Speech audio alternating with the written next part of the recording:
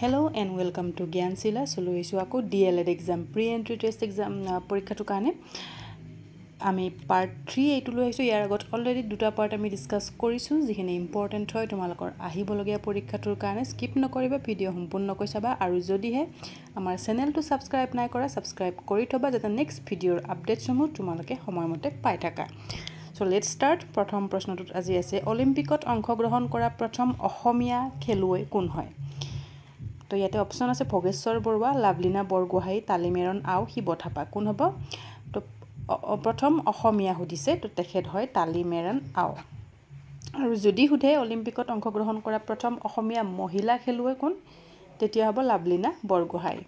আৰু অলিম্পিকত মেডেল পাবলৈ সক্ষম হোৱা প্ৰথম অসমীয়া হৈছে Lovlina Borgohain okay next question Assam Ratna লাভ কৰা প্ৰথম অসমীয়া কোন হয় অসম ৰত্ন লাভ কৰা প্ৰথম অসমীয়া গৰাকী হৈছে আমাৰ কোন অপচন এ ডক্টৰ ভূপেন হাজৰিকা তাৰ পিছৰ প্ৰশ্নটোত আছে এভাৰেষ্ট আহৰণ কৰা প্ৰথম অসমীয়া কোন হয় এভাৰেষ্ট শৃংগ বগাবলৈ সক্ষম হোৱা প্ৰথম অসমীয়া গৰাকী হয় কোন শুদ্ধ উত্তৰটো হ'ব অপচন বি তৰুণ শইকীয়া নেক্সট পদ্ম বিভূষণ বঁটা লাভ কৰা প্ৰথম অসমীয়া কোন পদ্ম বিভূষণ এই বঁটাটো লাভ কৰা প্ৰথম অসমীয়া গৰাকী হৈছে অপচন এ অমলপ্ৰভা দাস নেক্সট আছে নোবেল বঁটা কিমানটা বিষয়ত প্ৰদান কৰা হয় কিমানটা সাবজেক্টত দিয়া হয় নোবেল বঁটা প্ৰদান কৰা হয় কিমানটা 6টা বিষয়ত দিয়া হয় নোবেল বঁটা ওকে নেক্সট কোৱেশ্চন সূৰ্যৰ ৰশ্মিৰ পৰা দেহে কি ভিটামিন আহৰণ কৰে তো সূৰ্যৰ ৰশ্মিৰ পৰা আমি কি ভিটামিন পাও ভিটামিন এ বি সি নে ডি আমি পাও ভিটামিন ডি পাও নেক্সট কোৱেশ্চনলৈ যোৱাৰ আগত তোমালোকে যদি আমাৰ পিডিএফ ক্ৰয় কৰিব বিচাৰা তোমালোকৰ আহিবলগীয়া এক্সামৰ কাৰণে যদি তোমালোকে পিডিএফ ওয়াইজ পঢ়িব বিচাৰা তাৰ কাৰণে পেইড পিডিএফ আমাৰ হাতত উপলব্ধ আছে WhatsApp number স্ক্ৰিনত দিয়া আছে 8402086470 এই নম্বৰটো তোমালোকে WhatsApp কৰিবা অধিক ইনফৰমেশনৰ কাৰণে ওকে নেক্সট কোৱেশ্চন বংগ বিভাজন কিমান চনত হৈছিল বংগ বিভাজন পাৰ্টিশন অফ বেংগল হৈছিল কেতিয়া শুদ্ধ উত্তৰটো হ'ব অপচন বি 1905 চনত হৈছিল বংগ বিভাজন তাৰ পিছত আছে উমানন্দ মন্দিৰ কোনজন ৰজাই নিৰ্মাণ কৰিছিল আমাৰ যেটো গুৱাহাটীত উমানন্দ মন্দিৰটো আছে হেতু নিৰ্মাণ কৰিছিল কোনে শুদ্ধ উত্তৰ কি হ'ব অপচন ডি গদাধৰ সিংহই নিৰ্মাণ কৰিছিল উমানন্দ মন্দিৰ নেক্সট আছে নাবাৰ্ডৰ মুখ্য কাৰ্যালয় কত অৱস্থিত তো নাবাৰ্ডৰ মুখ্য কাৰ্যালয়টো আছে কত মুম্বাই দিল্লী কলকাতা নে চেন্নাই শুদ্ধ উত্তৰ হ'ব অপচন এ মুম্বাইত অৱস্থিত হয় নাবাৰ্ডৰ মুখ্য কাৰ্যালয় নেক্সট শিলচৰ মেডিকেল কলেজ কিমান চনত স্থাপন হৈছিল তো আমাৰ শিলচৰ যিখন মেডিকেল কলেজ আছে এখন স্থাপন হৈছিল কেতিয়া correct answer will be 1968 next গুজৰাটৰ ৰাজধানী কি গুজৰাটৰ ৰাজধানীখনৰ নাম হৈছে ইয়াতে আছে আহমেদাবাদ পানাজী গান্ধীনগৰ ৰায়পুৰ কি হ'ব কাৰেক্ট আনসাৰ হ'ব শুদ্ধ উত্তৰ অপচন সি গান্ধীনগৰ হয় গুজৰাটৰ ৰাজধানী পানাজী কৰ ৰাজধানী হয় পানাজী হয় গোৱাৰ ৰাজধানী পানাজী হয় আৰু ৰায়পুৰ কৰ হয় ৰায়পুৰ হয় ছত্তীশগড় ওকে ছত্তীশগড়ৰ ৰাজধানী হয় ৰায়পুৰ মনত ৰাখিবা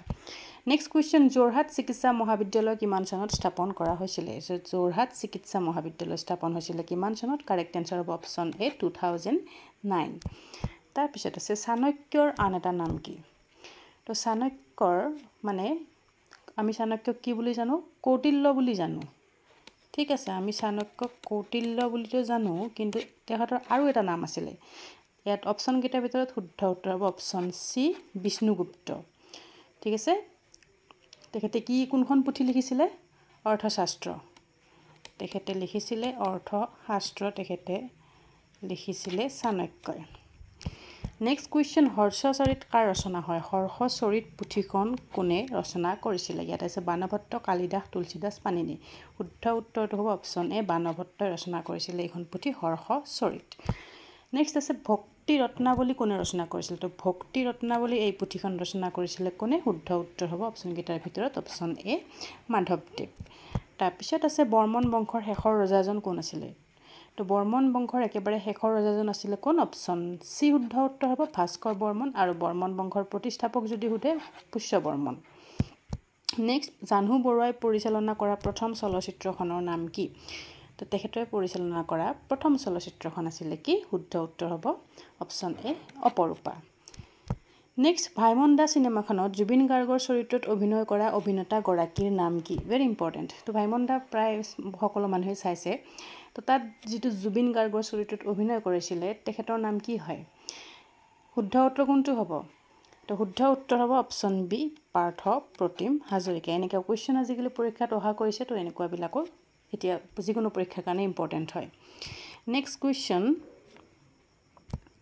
ভাইমন দা চিনেমাখনৰ পৰিচালক গৰাকীৰ নাম কি লগতে যিটো ভাইমন দাৰ চৰিত্ৰত অভিনয় কৰিছিলে পাৰ্থ প্ৰতিম হাজৰিকাটো জুবিন গাৰ্গৰ চৰিত্ৰত অভিনয় কৰিছিলে ভাইমন দাৰ যিটো চৰিত্ৰত অভিনয় কৰিছিলে তেখেত আছিলে বন্দীপ শৰ্মা ভাইমন দাৰ চৰিত্ৰত অভিনয় কৰা ব্যক্তিগৰাকী আছিলে মানে মুনিন বৰুৱাৰ চৰিত্ৰত অভিনয় কৰা ব্যক্তিগৰাকী আছিলে বন্দীপ শৰ্মা ভাইমন দা বুলি কাক জনা হয় মুনিন বৰুৱা যোৱাকালি ভিডিঅ'টোত মই কৈছোঁ নেক্সট কুৱেশ্যন ভাইমন দা চিনেমাখনৰ পৰিচালক গৰাকীৰ নাম কি কোন হয় ডাইৰেক্টৰ কোন হয় পৰিচালক হয় শুদ্ধ উত্তৰ হ'ব option A Shashank Samir so আজি ভিডিঅ'টোৰ কাৰণে এইখিনি কুৱেশ্যন আনসাৰ আশা কৰোঁ তোমালোকে ভিডিঅ'টো ভাল পাইছা কিমানটা শুদ্ধ কৰিব পাৰিছা কমেণ্ট ছেকশ্যনত কমেণ্ট কৰিবা আৰু তোমালোকৰ যিসকল ফ্ৰেণ্ডছে এই এক্সামটোৰ কাৰণে প্ৰস্তুতি চলাই আছে তোমালোকে ভিডিঅ' লিংকবিলাক শ্বেয়াৰ কৰিবা তেওঁলোকৰ মাজত thank you so much for watching till then keep learning keep sharing see you soon